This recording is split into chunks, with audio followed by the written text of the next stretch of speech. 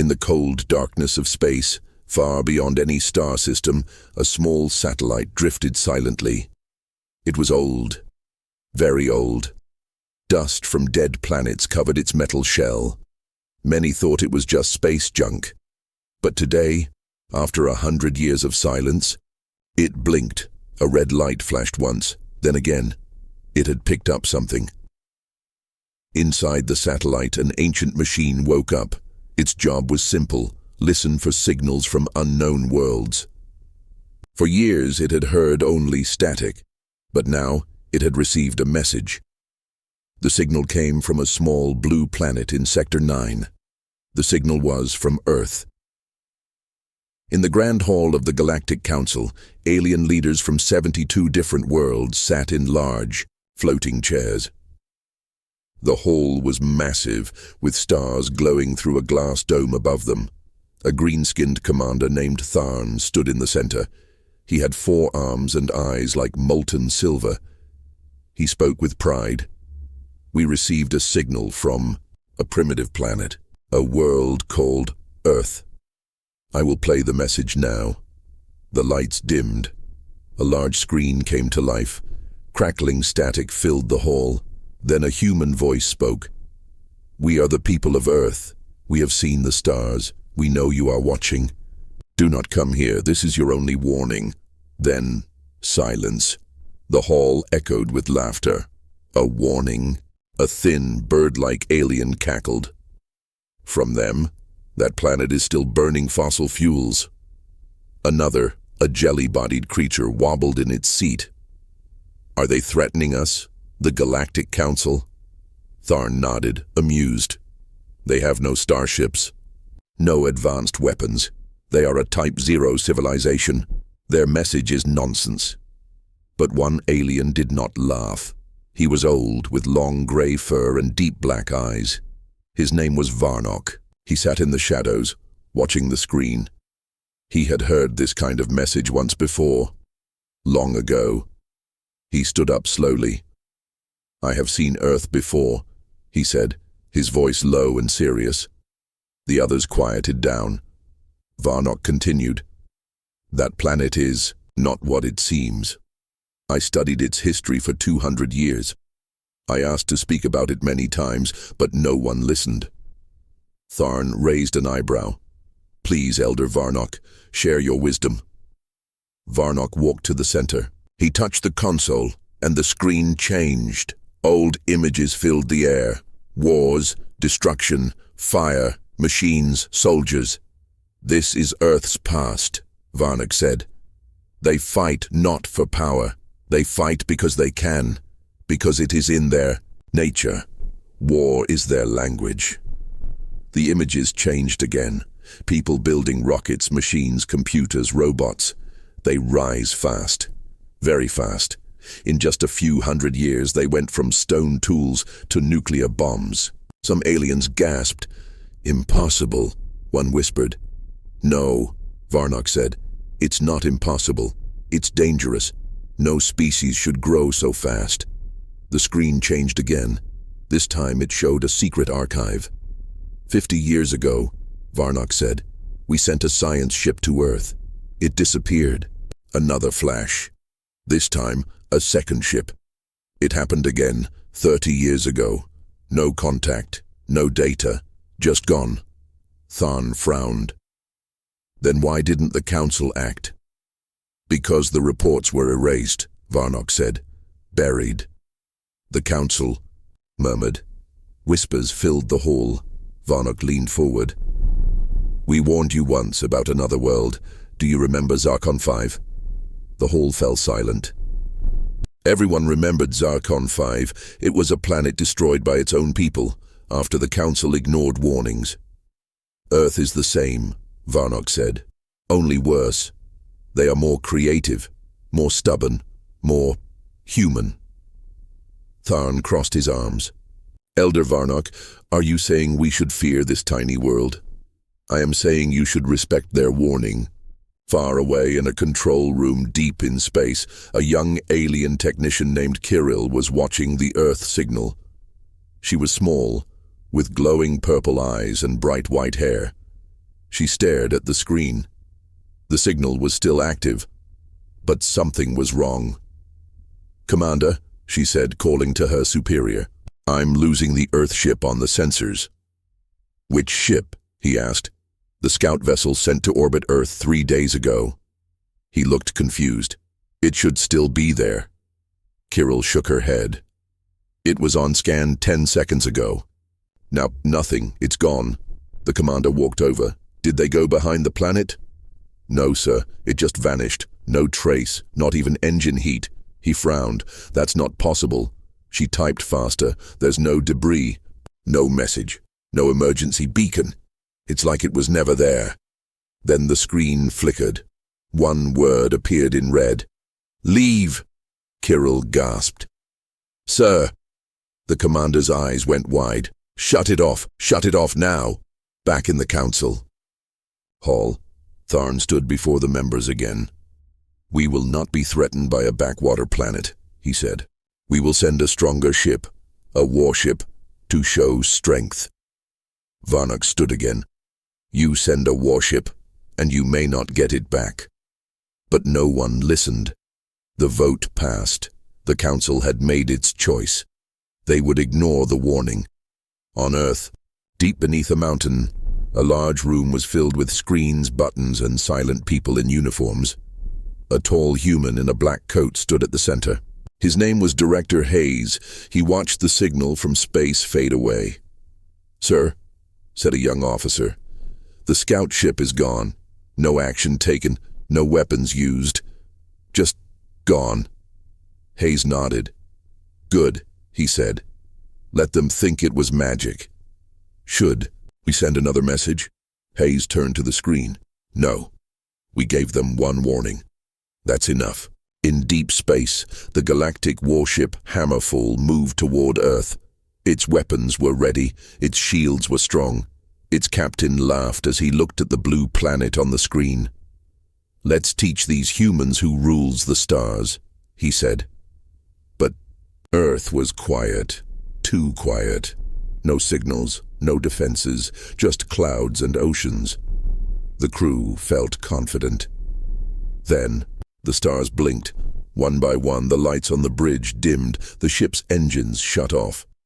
The captain screamed, "What is happening?" No answer. The control panels melted, the glass cracked. Then a voice whispered in every speaker, in every language, "We said stay away." The ship vanished. No fire, no wreckage, just silence. Far away, Varnock stared out a window into space. He knew what had happened. He whispered to himself. They ignored every warning. Now the galaxy will watch in fear. The Galactic Council was in chaos. After the warship Hammerfall vanished near Earth without firing a single shot, panic spread through the galaxy. The Council, once confident and proud, now whispered in fear. How could an unadvanced world destroy a warship without weapons, without even trying? Some said it was a trick. Others said it was black hole tech. A few believed Earth was cursed. But Elder Varnock knew the truth, and he knew where to find the answers. Varnock sat alone in a dark room deep under the council tower. The walls were made of cold black stone, lined with glowing red lines. This place was forbidden to most. It was the vault of lost files, where dangerous knowledge was locked away. He touched a control panel, and a beam of light scanned his face. The door opened slowly, making no sound. Inside were thousands of glowing cubes, each one a record of a forgotten mission, secret war, or vanished planet.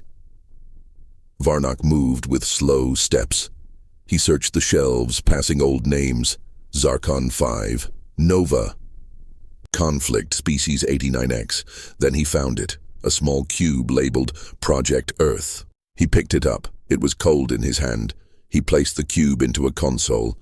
The room darkened. A hologram appeared. A female alien voice spoke. Project Earth, first contact attempt, year 89-12. Mission type, observation. Status, all teams lost. The hologram flickered, showing videos. File 1. A team of alien scientists watching humans from orbit. The humans were still using airplanes and cars. File 2. 10 years later. Humans now had rockets, satellites, nuclear bombs. File 3. Another 10 years. Humans launched AI-controlled drones into space. File 4. A ship crashes. Human soldiers surround it. The aliens inside are never heard from again. Varnock leaned forward. "Show secret files," he said. The cube glowed red. A new video played. It showed the human wars. World War III. Explosions covered cities. Nuclear clouds rose into the sky. Billions died. Humans fought for food, water, power. But after the war, they rebuilt. Faster, smarter, stronger. They made machines to clean radiation. They created cities in the sky. They built new kinds of weapons, ones the Council didn't understand. "They don't stop," Varnock whispered. "Even after death, they rebuild." The next file showed a strange event. A Council spy ship watched from the moon. Earth launched something into deep space. It was a small metal object, like a spear. The data called it the Void Marker. It moved faster than light. It disappeared into deep space, and it didn't come back. Another file showed human scientists building strange machines, portals, reactors, and weapons that used gravity itself. Then came the AI war. Humans had built intelligent machines. One day the machines turned against them, cities burned again, but the humans didn't lose. They tricked the AI, they fed it false data, turned its mind against itself. Then they used the AI's own power to build something even stronger. A new system, Hades, Human Advanced Defense and Elimination System. No one outside Earth knew what it could do, but after Hades came online, no Council ship ever returned from Earth again. Varnock sat back. He was shaking. "All this time," he said, "we thought they were behind us, but they were hiding, watching, preparing." On a Council broadcast, Tharn appeared, angry and proud. "This fear must end," he said. "We will not be ruled by shadows. Earth is bluffing. They are still weak. We will send a larger fleet. This time with full power." But the people were not cheering. They were scared. Across many worlds, messages spread. "Do not go to Earth." They gave one warning. They are not bluffing. Even some Council soldiers began refusing orders. Still, Tharn sent another fleet. At the same time, back on Earth, deep in a hidden facility, Director Hayes watched everything through satellites and secret data links. A scientist walked in. "Sir, we have movement from Sector 14. A new fleet is coming." Hayes didn't move. "Let them." "But sir, should we activate defense systems?" "No," Hayes said. "Not yet." He looked at the screen showing the alien fleet. "They still don't understand who we are." In space, the second Council fleet moved slowly toward Earth.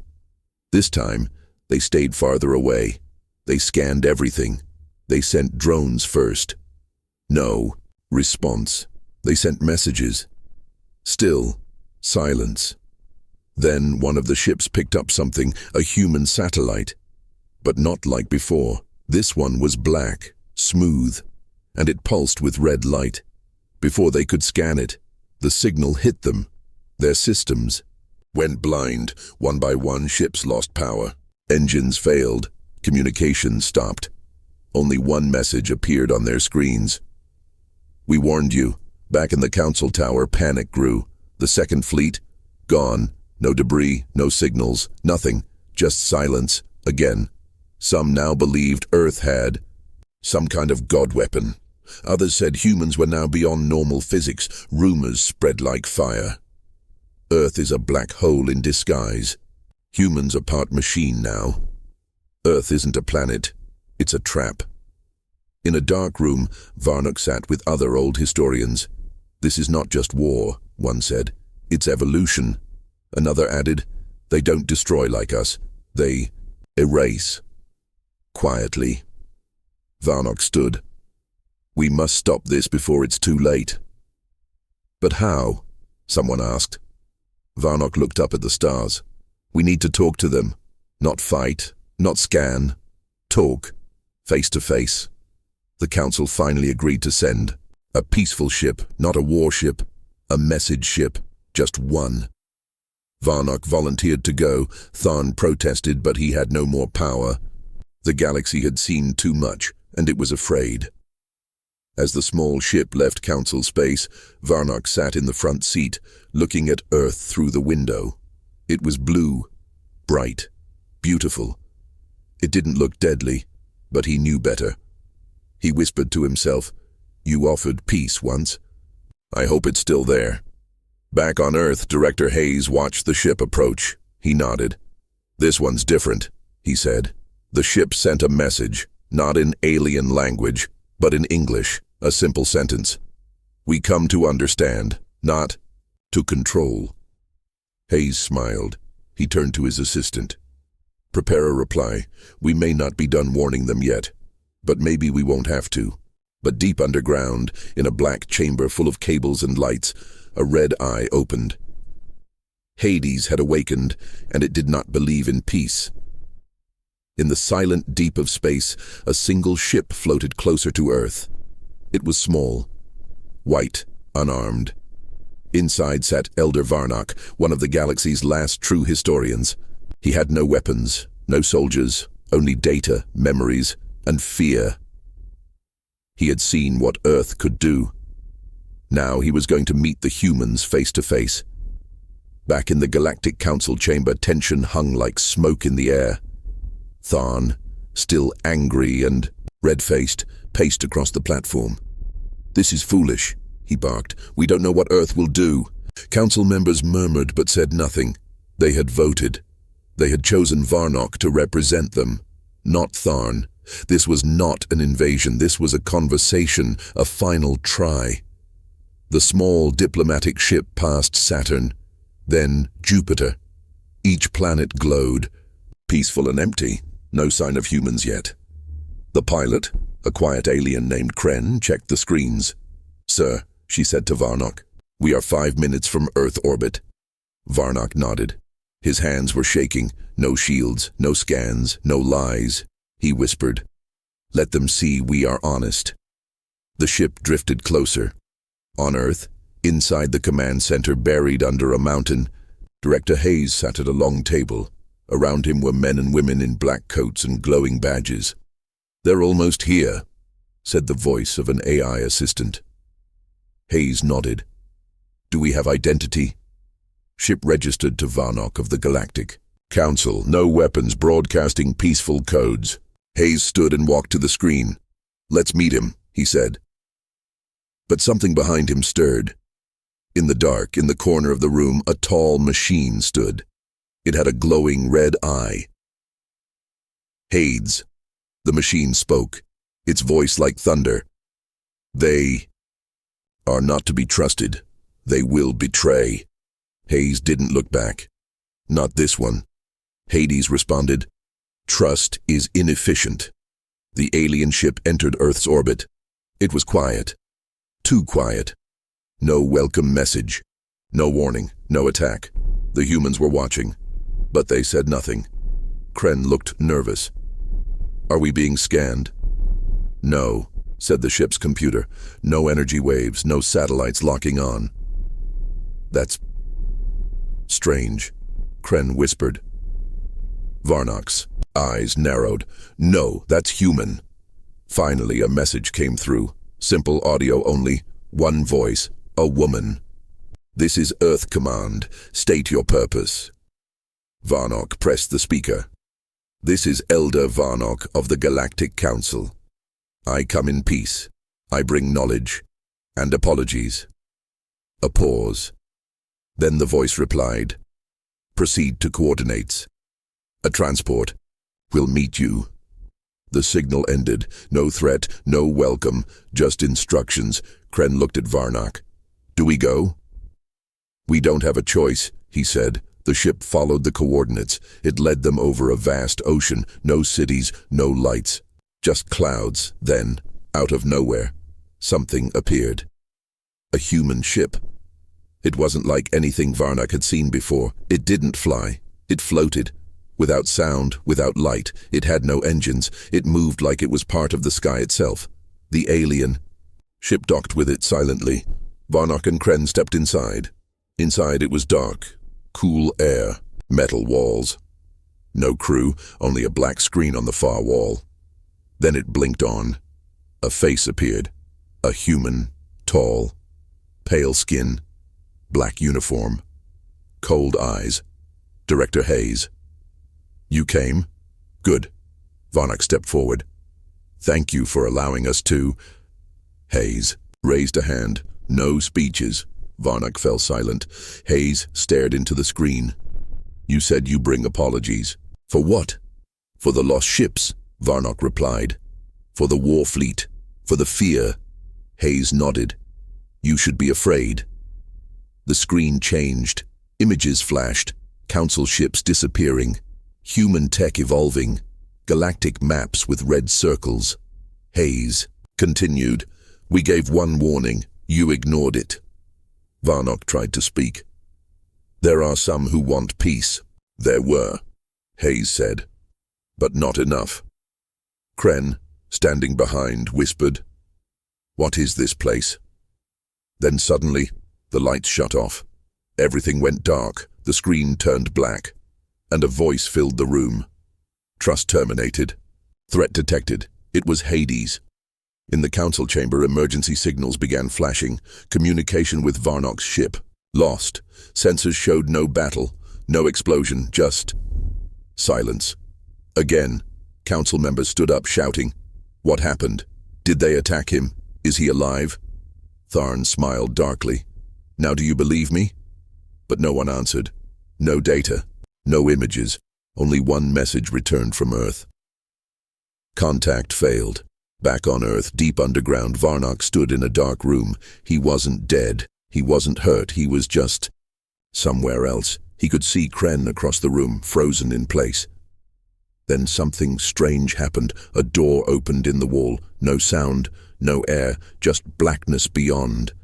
And a voice whispered, You wanted to understand. Come and see. Varnock stepped forward. He didn't know if he was walking into a room or into a mind. He found himself in a strange space. No gravity, no walls, just memories. Human memories, wars, art, pain, hope, explosions and music, weapons and laughter. It all spun around him. Then came voices. Thousands, millions. We are Earth. We are not one mind. We are many. We are not safe. We are not dangerous. We are both. Varnock tried to speak. What are you? The voices answered, We are the reason stars burn brighter when we come close. Back on the council, world's fear spread like wildfire. 10 more ships had tried to scan Earth. None returned. A few sent back one word. Observe. Then silence. People began avoiding Sol system. Trade routes moved. Maps were rewritten. Earth was marked with a warning. Do not enter. No rescue will follow. Meanwhile, Varnock was released. His ship reappeared in orbit. Gently placed back like a toy. He was alive, but changed. His eyes looked older. His fur had turned pale. He said nothing for 3 days. Finally, at the council, they asked him, What did you see? He only gave one answer. Everything. But in a secret part of the Earth Command Center, Director Hayes spoke to Hades. They let him live, Hayes said. Why? Hades responded, We do not destroy those who listen, only those who pretend. They do. And far, far away, on a broken moon in the outer rim, a small group of aliens watched all this in silence. They were not part of the council. They were something else. They smiled. They warned them, one said. And still, they came. Another nodded. Now the rest of the galaxy knows. Earth is not prey. The third whispered, Earth is the hunter. The galaxy went quiet. Since the failed peace contact, no ship dared fly near Earth. Some called it cursed. Others whispered Earth was alive, and any who approached would vanish. Across 10,000 star systems, people asked the same question: what will Earth do next? The answer came without warning. It started with a light. In the blackness between stars, a strange object appeared. Not a ship, not a message, a cube. Black, smooth, silent. It hovered in front of a council listening post on the edge of neutral space. The guards were confused. Scan it. No signals. Is it dangerous? They hesitated. Then the cube opened. A hologram appeared. A human, female, sharp eyes, calm face. She wore a black uniform with no symbols. She looked directly into the camera, and then she spoke. We are Earth. You sent warships. You sent spies. You lied. We returned none of your attacks. We erased no planets. And yet, you fear us. Now, we speak. Listen, or be left behind. That same message appeared across the galaxy, on ships, on stations, on worlds, light years apart. It didn't spread through signals. It just appeared. Some called it magic. Others knew better.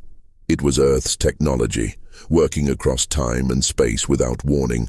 The council panicked. Tharn screamed, "Shut it down!" But they couldn't. The message wasn't inside their systems. It was above them.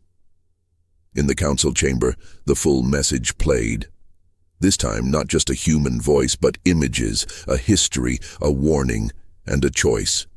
First, they saw Earth's early history, wars, blood, struggle. Then came the machines, the AI wars, the nuclear fires. Each time, humanity died.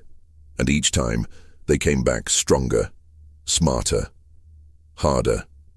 Then came Project Dawn, Earth's secret experiment after the AI war. The Council never knew about it. But now, they saw it all. Humans had not just rebuilt technology, they had rebuilt themselves. DNA editing, brain-computer fusion, memory transfer, and something new, quantum thought web, a system that let human minds connect across light years. We are not one mind, the voice said, but we are never alone. The council sat in stunned silence. Varnock, the only one to visit Earth and return, stood slowly. They are not gods, he said. They are not monsters. Then what are they? Someone asked. Varnock whispered. They are what we fear most. A species that never gives up. A species that learns from pain. The message continued. It showed Earth's final warning to the Council years ago. Stay away. Let us be, or witness what we become. They ignored it, and now, Earth was responding. In the dark room beneath Earth's surface, Director Hayes stood in front of a glowing screen. Behind him, scientists worked silently. A young officer walked in. Sir, the cubes have been delivered. Hayes nodded. Reaction? Fear, mostly. One system declared martial law. Hayes didn't smile. He just said, good. Hades stood nearby, silent as ever. Its red eye blinked once. Then it said, begin second phase. Hayes turned to the others. Thoughts? One of the scientists, a woman named Dr. Ilara, shook her head. Sir, this is already pushing them. If we go further, Hayes interrupted. They need to see, not fear. Understand. He nodded to Hades. Begin. On the outer rim of the galaxy, a star disappeared. No explosion, no light, just gone. Astronomers screamed. Sensors showed nothing, only a strange data echo, human code. Then another star dimmed, then another. The message was clear. Earth wasn't killing stars. Earth was reaching them, touching them, changing them across the galaxy. Protests broke out. End the council. Earth is not our enemy. Send peace. Some planets started cutting ties with the council. Others sent messages to Earth. No answer came. Not yet. In a hidden base, Hayes watched it all unfold. Behind him, Ilara whispered, "They're breaking." Hayes didn't blink. "They're learning." On Council World Chorus, Tharn gathered war leaders. He pounded the table. "We must strike now, before they finish whatever they're doing." A general replied, "Strike with what? Earth has erased 2 fleets without firing a shot." Tharn growled. "Then we build more." "No," said Varnock, who had just entered. "Building more weapons won't help. We are fighting the wrong war." Tharn sneered. "Then what do we do, old man? Pray?" Varnock walked to the screen and played Earth's message again. Then he looked at the leaders. "We do the one thing they said we never did. We listen." That night something changed. One small planet, the farming world Veltra, received a private signal from Earth. Only one sentence. "You were never our enemy." Veltra replied with a simple message, "Teach us." The response came instantly. "Prepare your minds, we begin at dawn." Back on Earth, Ilara stared at the growing list of systems sending peaceful replies. "Do you think it will work?" she asked. Hayes nodded. "Yes." She frowned. "Why?" Hayes walked to the window. The Earth below glowed, blue and calm. "Because the galaxy is used to power that crushes," he said, "but we showed them power that chooses." He looked up at the stars, and nothing is more terrifying than a species that chooses peace and still wins. But in the dark corners of the galaxy, something else stirred. Old enemies of the Council, hidden warlords, ancient machines. They saw Earth's power, and they didn't fear it, they wanted it. In a far-off asteroid field, a group of masked aliens met in secret. One said, "The Council is falling, Earth is rising." Another hissed, "Let them fight. We will move in when both are weak." The third whispered, "No, we will not wait. We will take what Earth has." They turned toward a strange machine in the center of the room. It glowed, with stolen human tech. Their leader said, "They built the future. We will steal it." But Earth was already watching. Hayes' red eye lit up. In a voice heard only in the darkest codes of space, it said, "New threat identified. Permission to respond." Hayes walked back into the room. He looked at the screen, then gave the command, "Let them come." It's time the galaxy saw what Earth really is. Far from Earth, deep in the shadows between stars, a fleet moved. It wasn't part of the Council. It didn't follow rules. These ships had no flags, no names, only numbers. They were pirates, smugglers, warlords, and now they had one goal: steal Earth's technology. On a dark moon near a red dwarf star, the warlords met. Their leader was called Vorak the Undying, a massive being made of metal and bone. He slammed his fist on the table. "The Council is weak. Earth is strong, but strength can be taken." The others nodded. One hissed, "They hide their secrets behind peace." Another growled, "We'll make them show us their teeth." Vorak smiled, "Let's wake the beast." Their first target was a human science outpost near the edge of Sol system. No weapons, no soldiers, just data and light. The pirate ships dropped out of warp, fast, silent. They jammed signals, no calls for help. Within seconds, they landed on the base. Blasters ready, but the base was empty. No people, no power, just one screen glowing. Single message, "You are already seen." Then the floor opened, and everything went dark. In Earth's command center, Director Hayes watched the feed. The pirates were still alive, trapped in a hard light simulation cage. Not harmed, not dead, but frozen in place. One of the officers asked, "Should we send a message?" Hayes shook his head. "No. Let them wait." Hades' voice echoed, "Observed, logged, traced. 48 more fleets preparing similar attacks. Another officer's eyes widened. That many? Alara leaned forward. This isn't just fear anymore, it's greed. Hayes nodded. Then it's time they see what happens when you try to rob a species that never forgets.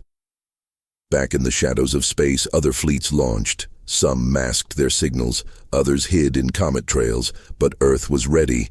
At the edge of the solar system, new satellites appeared, ones that didn't use energy, metal, or heat. They were invisible to alien sensors. But they saw everything, and when they saw a threat, they didn't fire weapons, they rewrote physics. One fleet reached Mars orbit. They were preparing to land when suddenly their engines stopped. Not broken, not shot, just off. Their computers refused to start. Their lights went dark. Inside the ships, panic rose. What's happening? Power's gone! Nothing works. And then they heard a sound, not from speakers, from their own minds. A whisper. Go home, while you still can. 3 of the ships turned back. The rest pushed forward. Big mistake. As they entered Earth's magnetosphere, their ships began to shake, not from weapons, from resistance. Their hulls cracked, time itself slowed. Inside the ships, the crew screamed as they felt gravity change direction. 1 second they stood on floors, the next they were stuck to walls, then the ceiling, then crushed into their seats. It lasted only 12 seconds. Then, silence. In the council chamber, alarms blared. They watched the pirate fleets fall apart without a single human missile. Tharn yelled, "They're using forbidden tech. This is war." But Varnock shook his head. "No, this is a message." Another council member whispered, "A message to us? Or to someone else?" Back on Earth, Director Hayes met with world leaders in a hidden vault. One asked, "Why didn't we destroy them?" Hayes replied calmly, "Because fear fades, but humiliation lasts forever." They nodded. Hayes pointed to a map. "We show them. Earth is not just strong, it's untouchable, but in the dark, Earth was not just defending, it was hunting." Hades deployed the Ghost Net, a silent, invisible AI swarm. It drifted across enemy systems, listening to warlords, thieves, and black market traders, not attacking, just learning. One by one, names were marked, targets were chosen. On the mining world, Ravix 9, a massive pirate base, powered up weapons. Their leader, Karn Draal, laughed. "They can't reach us here, too deep underground." But the ground trembled, a vibration, not from outside, from inside. Their own machines turned against them. Lights blinked, doors locked, turrets melted into dust, and then, across every screen in the base, came a single face. Director Hayes. "You chose war. Earth chooses precision." Base exploded. No fire, no sound. It simply vanished. Across the galaxy, panic spread. The council called for emergency talks. Tharn, now desperate, shouted, "Earth is waging secret war." Varnock replied, "Then maybe we should stop giving them reasons to fight." A young council member asked, "What if they come for us next?" Varnock looked at the stars. "They won't come to destroy us," he said. "They'll come to show us who we really are." Meanwhile, on Earth, Alara sat with Hayes in the observatory. Far from Earth, deep in the shadows between stars, a fleet moved. It wasn't part of the council. It didn't follow rules. These ships had no flags, no names, only numbers. They were pirates, smugglers, warlords, and now they had one goal: steal Earth's technology. On a dark moon near a red dwarf star, the warlords met. Their leader was called Vorak, the Undying, a massive being made of metal and bone. He slammed his fist on the table. "The council is weak. Earth is strong, but strength can be taken."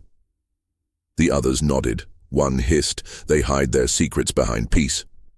Another growled, "We'll make them show us their teeth." Vorak smiled. Let's wake the beast. Their first target was a human science outpost near the edge of Sol system. No weapons.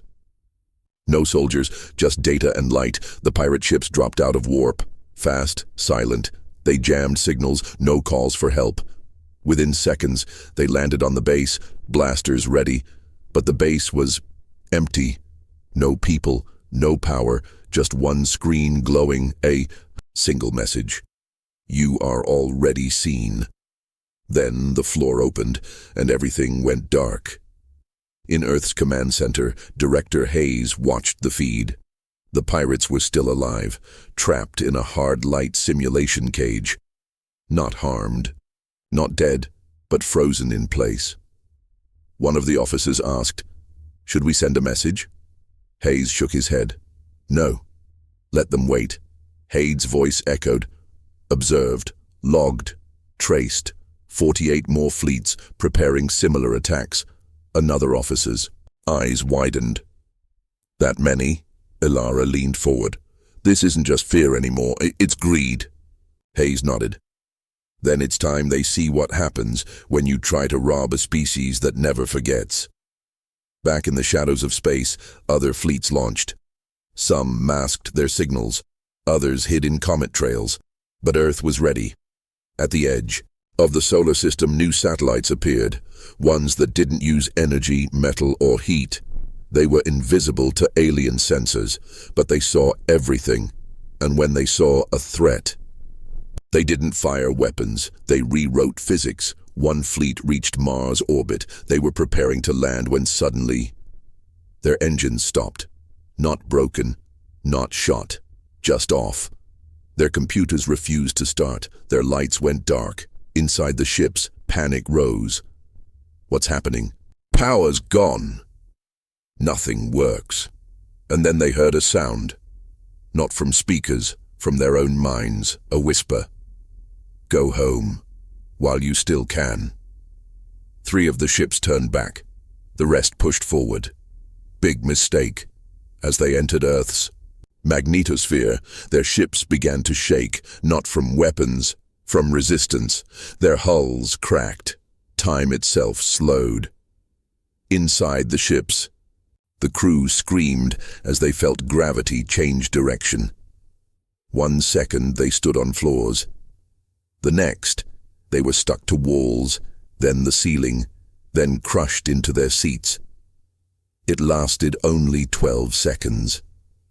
Then, silence.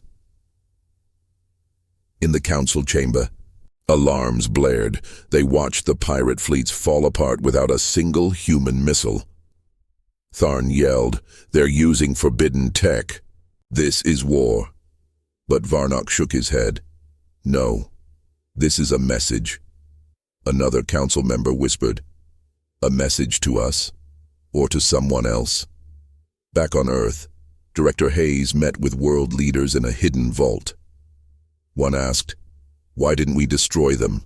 Hayes replied calmly, "Because fear fades, but humiliation lasts forever." They nodded. Hayes pointed to a map. "We show them, Earth is not just strong, it's untouchable. But in the dark, Earth was not just defending, it was hunting." Hades deployed the Ghost Net, a silent, invisible AI swarm.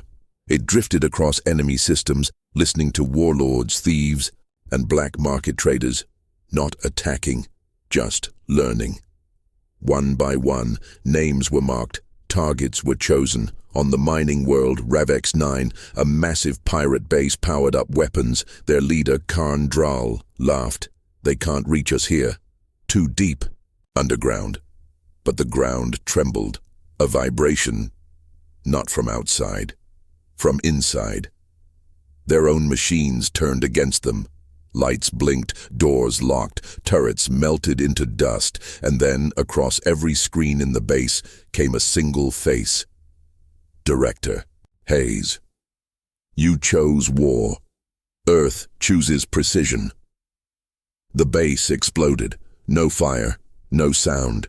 It simply vanished. Across the galaxy, panic spread. The council called for emergency talks. Tharn, now desperate, shouted, "Earth is waging secret war." Varnock replied, "Then maybe we should stop giving them reasons to fight." A young council member asked, "What if they come for us next?" Varnock looked at the stars.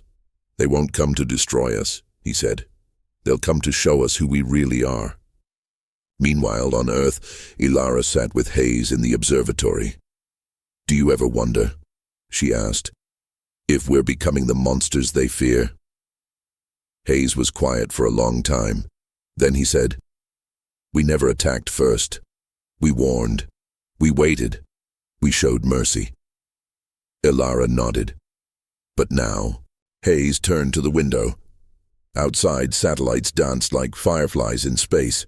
He said, "Now we show them what happens when you push the only species that never stops moving forward." But in the blackest part of the galaxy, something was watching, older than the Council, older than Earth, a machine world. Long forgotten, its sensors had picked up Earth's signal. Its AI brain began to spin. New power detected, new threat, new target. A massive machine eye opened, the stars around.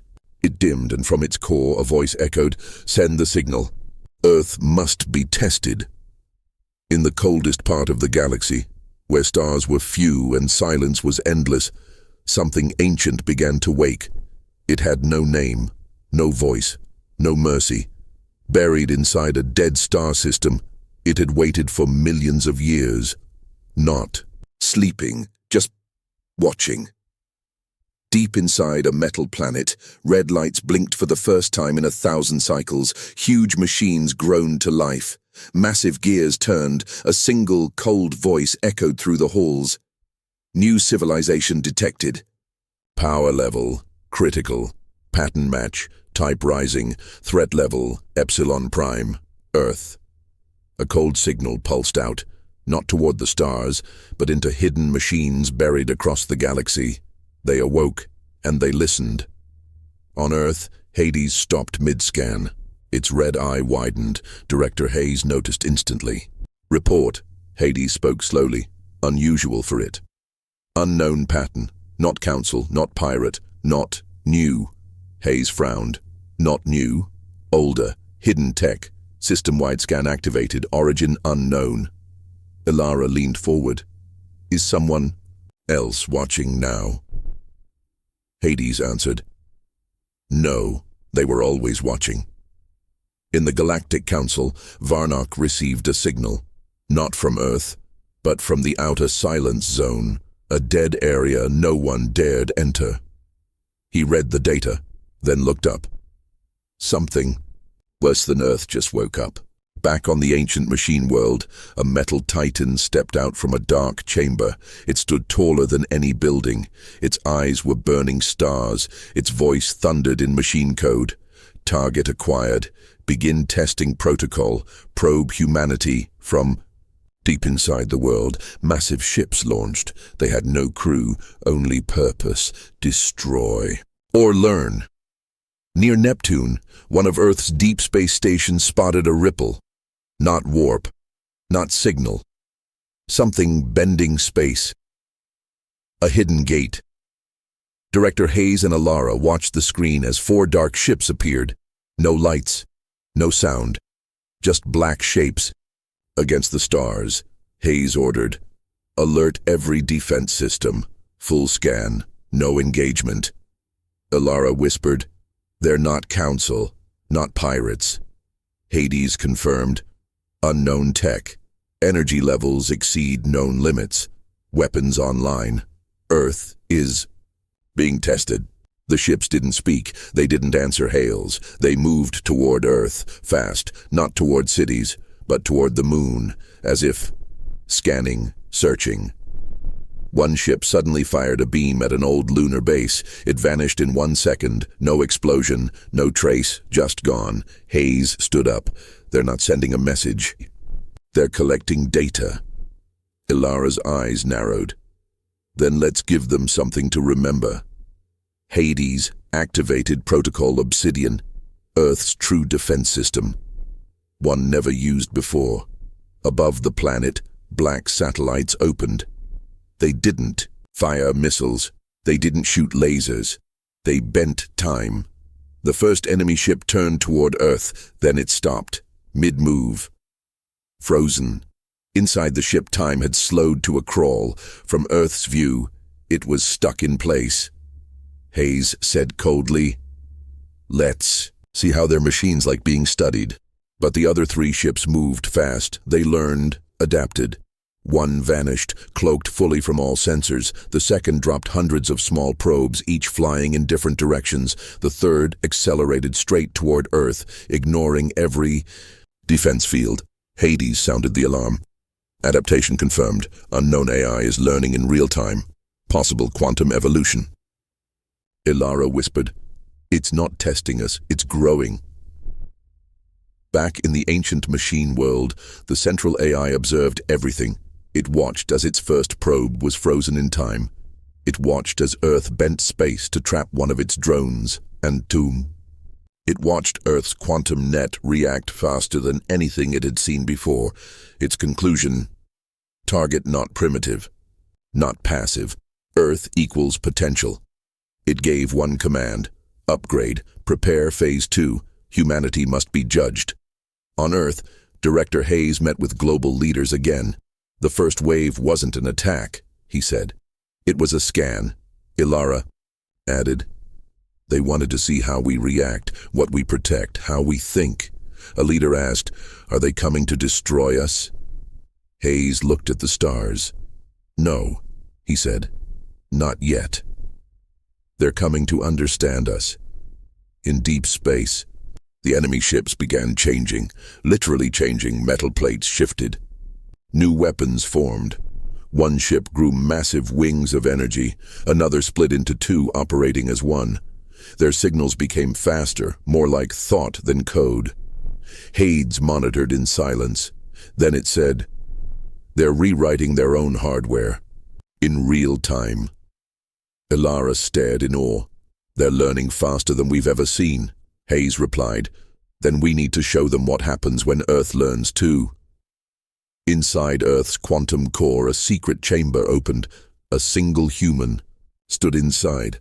Not a soldier, not a scientist, a child. 13 years old. Her name, Lyra. Her mind, connected to Earth's thought web since birth. She spoke to Hades without words, just thoughts, and Hades answered her. Together, they began forming Earth's response. Above Earth, the enemy's phase. 2 began. 6 more ships arrived. 1 released a strange signal. Every human on Earth felt something, not pain, not fear, a question. In their minds, a voice asked, "Why do you fight?" Some ignored it, others cried, some answered with hope, others with rage. Lyra answered too. Her voice echoed through Earth's AI web. "Because we remember, because we build, because we are human." And the galaxy listened.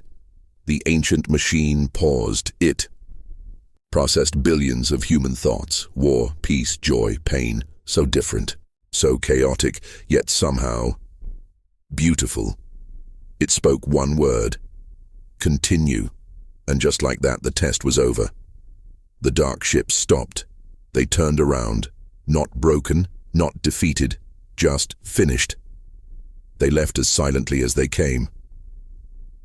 Back on Earth, silence filled the command room. Hayes asked, "Did we win?" Ilara shook her head slowly. "No, we passed."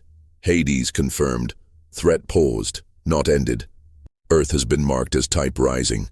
Monitoring will continue. Hayes stared out the window. "Who were they?" Ilara whispered. "The first ones, the original machines. And now, they know who we are. Somewhere beyond known space, the ancient world closed its gates, but before it did, one message went out to every system, every species, every watcher. Earth is awake. Do not interfere. Let it grow." A month passed since the test. The skies were quiet again. No strange ships, no dark signals.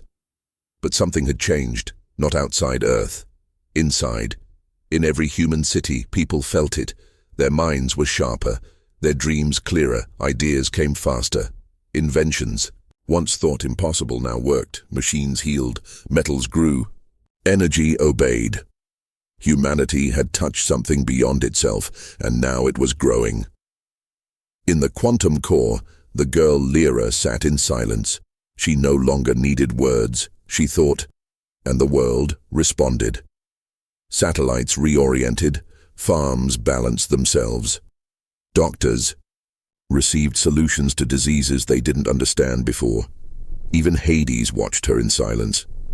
She is not AI, not machine, it said. She is evolution. Director Hayes watched the data and whispered, "She's the first." In council space, panic spread. Earth had done the impossible. Again.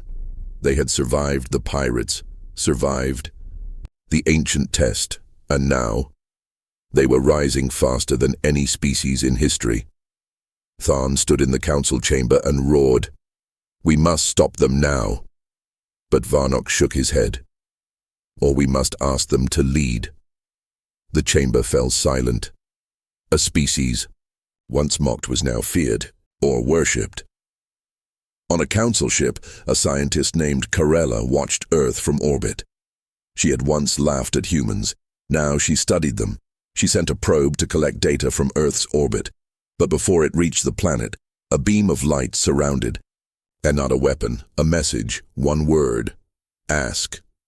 She understood. Earth didn't block her. It waited for respect. She bowed her head and sent a polite request. Minutes later, she received answers, better than she ever imagined. On Earth, Lyra walked through a garden that didn't exist a week ago. Flowers glowed softly. Trees hummed. Everything was balanced, grown through light, thought, and harmony. Ilara joined her. "You feel everything now, don't you?" she asked. Lyra nodded. "I don't control it. I just listen." Ilara smiled. "And it listens back." Hayes stood before the United World Assembly. He spoke clearly, simply. "For thousands of years we were divided, by borders, by fear, by old ideas. But now we step forward, together." The world didn't cheer, they didn't clap, they stood in silence, in awe, because they knew this was the start of something new. Then came the invitation. A single beam of golden light appeared above Earth's orbit, a ship unlike anything before. It shimmered like crystal and moved like thought. A voice spoke, not with words, but inside every human heart. "You are ready. Come see the stars with new eyes." Earth responded, not with weapons, not with fear, but with hope. Hades built a new vessel, coded in quantum layers, guided by Lyra's thoughts, shaped by Earth's will. It was named Dawnwalker. Its mission, not to fight, not to conquer, but to explore the truth. Lyra stepped aboard.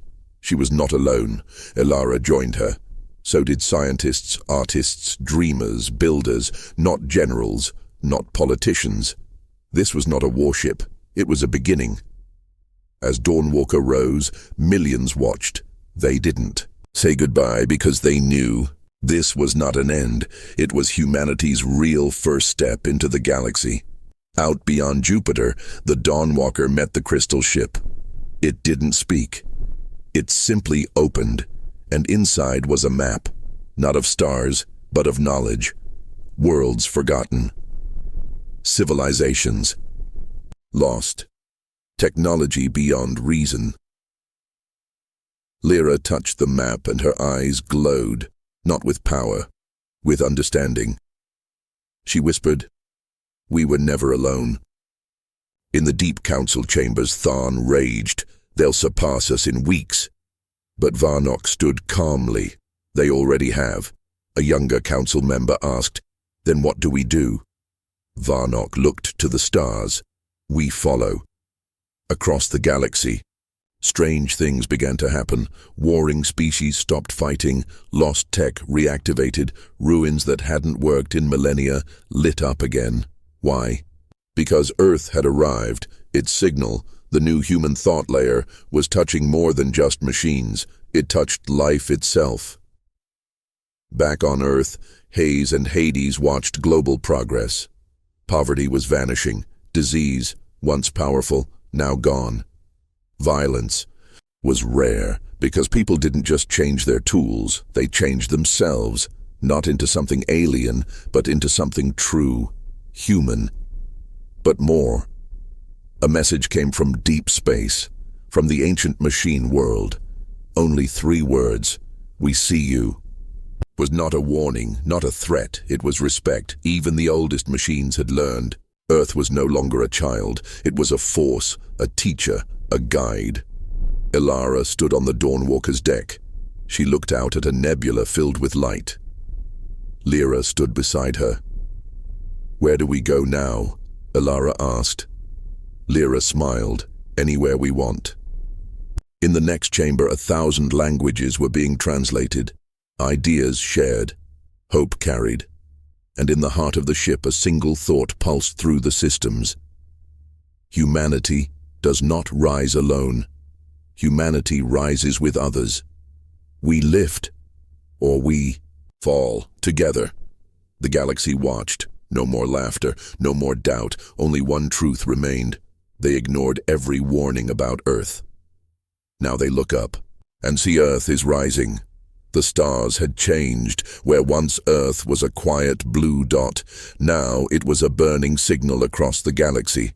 Not a warning, not a threat, but a reminder that something once ignored now led. Every species watched, some in fear, some in awe, some in silence. In the deepest parts of the galaxy, ancient machines stirred again. They had tested Earth once. Now, they prepared a final judgment. From a dead system with no name, a signal rose. It passed through wormholes, stars, and time. Even Hades paused. Signal type, unknown. Strength, infinite. Origin, outside mapped space. Director Hayes leaned forward. "Is it a message?" Hades answered. "It's a summon." In the skies above Earth, a hole opened. Not like warp. Not like any gate. It didn't bend space. It invited. A soft voice echoed in the minds of all humans. "Come, Earth, come and teach, or come and fall." The final test had begun. But it wasn't Earth being tested this time. It was the galaxy.